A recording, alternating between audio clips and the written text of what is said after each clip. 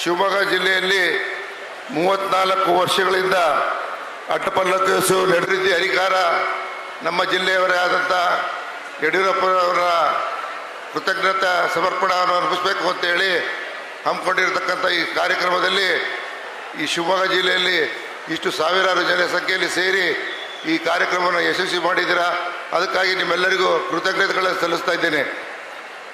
ಇವತ್ತು ಶಿವಮೊಗ್ಗ ಇಂದು ನಡೆಯುತ್ತಿರುವ ಅಡ್ಡಪಲ್ಲಕ್ಕಿ ಮಹೋತ್ಸವ ಅತ್ಯಂತ ಭಕ್ತಿಪೂರ್ವಕ. ಸುಮಾರು 34 ವರ್ಷಗಳ ನಂತರ ಶಿವಮೊಗ್ಗದಲ್ಲಿ ಅಡ್ಡಪಲ್ಲಕ್ಕಿ ಮಹೋತ್ಸವ ನಡೆಯುತ್ತಿರುವುದು ವೈಯಕ್ತಿಕವಾಗಿ ನನಗೆ ಹೆಮ್ಮೆ ಇದೆ. 5 ಜನ ಪರಮ ಪೂಜ್ಯ ಈ ಉತ್ಸವದಲ್ಲಿ ಭಾಗಿಯಾಗಿ ಭಕ್ತರಿಗೆ ಆಶೀರ್ವಚನ ಮಾಡಿ ನಮ್ಮ ಸಂತೋಷವನ್ನು ವ್ಯಕ್ತಪಡಿಸಿದ್ದಾರೆ. ವೀರಶೈವ ಧರ್ಮದಲ್ಲಿ ಅಡ್ಡಪಲ್ಲಕ್ಕಿ ಮಹೋತ್ಸವ ಶ್ರೇಷ್ಠ ಪರಂಪರೆ ಇದ್ದು ಇದರ ಮೂಲಕ ಭಕ್ತರ ಗುರುಗಳನ್ನು ಗೌರವಿಸುವ ತಮ್ಮ ಬರಸಂಕಲ್ಪವನ್ನು ಪೂರೈಸಿಕೊಳ್ಳುತ್ತಾರೆ. 5 ಜನ ಪರಮ ಪೂಜ್ಯರನ್ನು ನೋಡಿದರೆ ಕಣ್ಣಿಗೆ ಹಬ್ಬದ ಪೂಜ್ಯರ ಮಾರ್ಗದರ್ಶನದಿಂದ ಸಮಾಜ ಶಾಂತಿ ಮತ್ತು ಸೌಹಾರ್ದತೆ ಕಡೆಗೆ ಸಾಗುತ್ತಿರುವುದರಿಂದ ವೀರಶೈವ ಧರ್ಮ ಶ್ರೇಷ್ಠ ಪರಂಪರೆಯಾಗಿದೆ. ಶಿವಮೊಗ್ಗದಲ್ಲಿ ಅಕ್ಕಪಕ್ಕದ ಜಿಲ್ಲೆಗಳಿಂದ ಸಾವಿರಾರು ಜನ ಈ ಅಡ್ಡಪಲ್ಲಕ್ಕಿ ಮಹೋತ್ಸವದಲ್ಲಿ ಭಾಗವಹಿಸಿರ್ತಕ್ಕಂಥದ್ದು ಗುರುಗಳ ಬಗ್ಗೆ ಭಕ್ತರಿಗೆ ಇರುವ ಗೌರವವನ್ನು ಸೂಚಿಸುತ್ತದೆ. ನಾವೆಲ್ಲರೂ ಗುರುಗಳ ಮಾರ್ಗದರ್ಶನದಲ್ಲಿ ಸಾಗೋಣ, ನೆಮ್ಮದಿಯಿಂದ ಜೀವನವನ್ನು ಸಾಗಿಸೋಣ. ಗುರು ಎಂಬ ಪದ ಶ್ರೇಷ್ಠ ಭಕ್ತಿ ಮತ್ತು ಗೌರವವನ್ನು ಸೂಚಿಸುತ್ತದೆ. ವೀರಶೈವ ಸಾವಿರಾರು ವರ್ಷಗಳ ಇತಿಹಾಸ ಹೊಂದಿದ ಈ ನಾಡನ್ನು ಸಾಕ್ಷರತೆ, ಅನ್ನ ಅರಿವು, ಅಕ್ಷರ ಮತ್ತು ದಾಸೋಹದ ಕಡೆಗೆ ಸಮಾಜವನ್ನು ಕೊಂಡೊಯ್ದಿದೆ. ನಾವುಗಳು ಗುರುಗಳನ್ನು ಗೌರವಿಸಿ ನಮ್ಮ ಮಾರ್ಗದರ್ಶನದಲ್ಲಿ ಸಾಗಿದಾಗ ಮಾತ್ರ ನೆಮ್ಮದಿಯಿಂದ ಬದುಕಲು ಸಾಧ್ಯ ಎಂದು ಶಿವಮೊಗ್ಗದ ಕರ್ಮಭೂಮಿ ಪರಮ ಪೂಜ್ಯ ಪುರ ಪೌರುಷರಿಂದ ಪಾವನವಾಗಿದೆ. ಇದರಲ್ಲಿ ಭಾಗವಹಿಸುವುದು ನಮ್ಮೆಲ್ಲರ ಹೆಮ್ಮೆ. ಎಲ್ಲ ಪರಂಪರ ಪೂಜ್ಯ ಪಂಚಾಯತೀಶ್ವರಿಗೆ ಭಕ್ತಿಪೂರ್ವಕವಾಗಿ ವಂದನಿಸಿ ಸಲ್ಲಿಸುತ್ತಾ ಸಮಾಜದ ಆರ್ಥಿಕ ಬಲವನ್ನು ನೀಡಿದ ಪ್ರಥಮ ಮುಖ್ಯಮಂತ್ರಿ BS ಯಡಿಯೂರಪ್ಪನವರು. ಅದರ ಮತ್ತೊಂದು ಮಾತೇ ಇಲ್ಲ. ಅಭಿವೃದ್ಧಿ ಅಂದರೆ ಯಡಿಯೂರಪ್ಪ ಅಂದರೆ ಅಭಿವೃದ್ಧಿ. ಯಡಿಯೂರಪ್ಪನವರು ಅಧಿಕಾರ ಇರಲಿ ಇಲ್ಲದಿರಲಿ ಒಂದು ದೊಡ್ಡ ಶಕ್ತಿಯಾಗಿ ಹೊರಹೊಮ್ಮಿದ್ದಾರೆ. ಇವರ ಜನಪರ ಯೋಜನೆಗಳು, ವಿಶೇಷವಾಗಿ ರೈತರ ಬಗ್ಗೆ ಕಾಳಜಿ, ಅನ್ನದಾತರಿಗಾಗಿ ಪ್ರತ್ಯೇಕ ಆಯೋಗ ಮಂಡಿಸಿ ರಾಜಕಾರಣದಲ್ಲಿ ದಾಖಲೆ ಮಾಡಿದ್ದಾರೆ. ಅನುಭವಿ ರಾಜಕಾರಣಿಯಾಗಿ ಕಿಂಚು ಶಕ್ತಿಯ ಮೂಲಕ ರಾಜ್ಯವನ್ನು ಅಭಿವೃದ್ಧಿಯ ಕಡೆ ಕೊಂಡೊಯ್ದಿದ್ದಾರೆ. ಯಡಿಯೂರಪ್ಪನವರು ಎಂದಿಗೂ ಕೂಡ ಕೋಮು ಭಾವನೆಯನ್ನು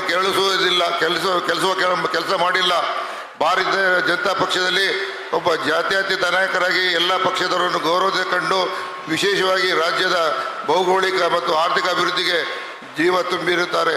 ರಾಜ್ಯದ ರಾಜಕಾರಣದಲ್ಲಿ ಯಡಿಯೂರಪ್ಪನವರಿಂದ ಹೊಸ ಶಂಕೆ ಆರಂಭವಾಯಿತು.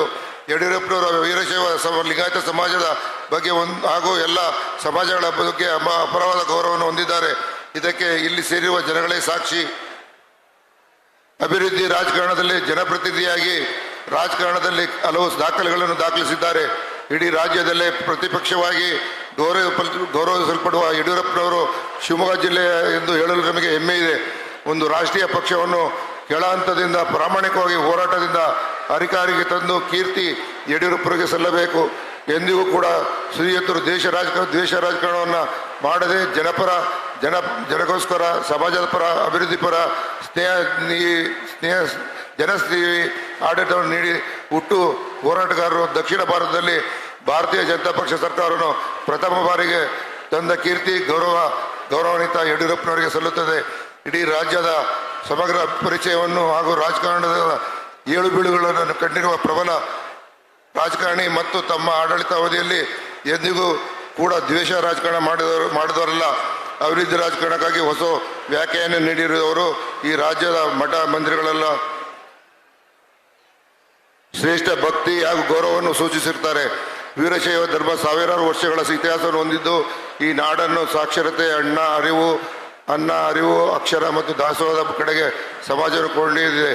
ನಾವುಗಳು ಗುರುಗಳನ್ನು ಗೌರವಿಸಿ ಅವರ ಮಾರ್ಗದರ್ಶನದಲ್ಲಿ ಸಾಗಿದಾಗ ಮಾತ್ರ ಸಮಾಜ ನೆಮ್ಮದಿಯಿಂದ ಬದುಕಲು ಸಾಧ್ಯ ಎಂದು ಶಿವಮೊಗ್ಗ ಕರ್ಮಭೂಮಿ ಪರಮ ಪೂಜ್ಯ ಪುರ ಪ್ರವೇಶದಿಂದ ಪಾವನವಾಗಿದೆ.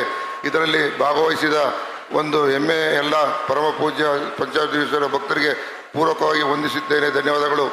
ರಾಜ್ಯದ ಹಿರಿಯ ರಾಜಕಾರಣಿ, ಅಜಾತಶತ್ರು ಹಾಗೂ ರಾಜಕೀಯ ಮುತ್ಸದಿ ಗೌರವಿತ ಯಡಿಯೂರಪ್ಪನವರಿಗೆ ಗೌರವಪೂರ್ವಕ ಅಭಿನಂದನೆಗಳನ್ನು ಹೇಳ್ತಾ ಈ ರಾಜ್ಯ ಕೆಂಡ ಕೆಲವು ಮುಖ್ಯಮಂತ್ರಿಗಳಲ್ಲಿ ಸನ್ಮಾನ್ಯ ಯಡಿಯೂರಪ್ಪರು ಕೂಡ ಒಬ್ಬರು. ಮಂಡ್ಯದಲ್ಲಿ ಜನಿಸಿ ಶಿವಮೊಗ್ಗದಲ್ಲಿ ಬೆಳೆದು ಈ ರಾಜ್ಯದ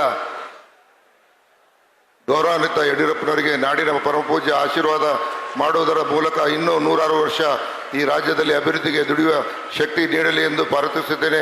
ಧನ್ಯವಾದಗಳು.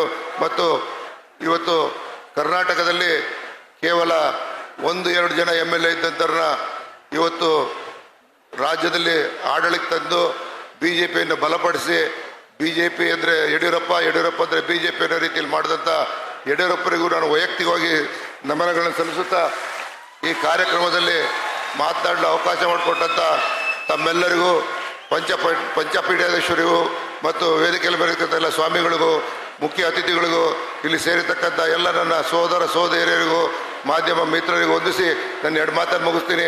ಜೈ ಹಿಂದ್, ಜೈ ಕರ್ನಾಟಕ, ಜೈ ವೀರಶೈವ ಸಭಾ.